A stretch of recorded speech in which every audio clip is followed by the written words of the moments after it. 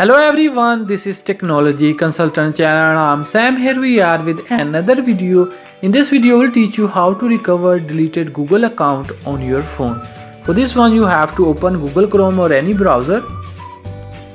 And then here you have to open google.com. And then you have to click on sign in.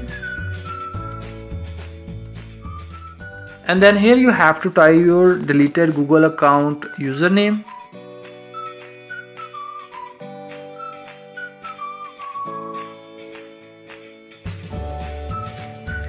Click on next.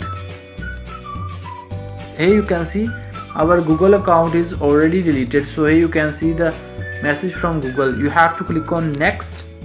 Now you have to type the password. Click on next. So here you can see success.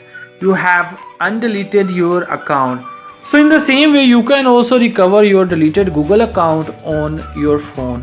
Don't forget to like this video and subscribe our channel for more useful videos.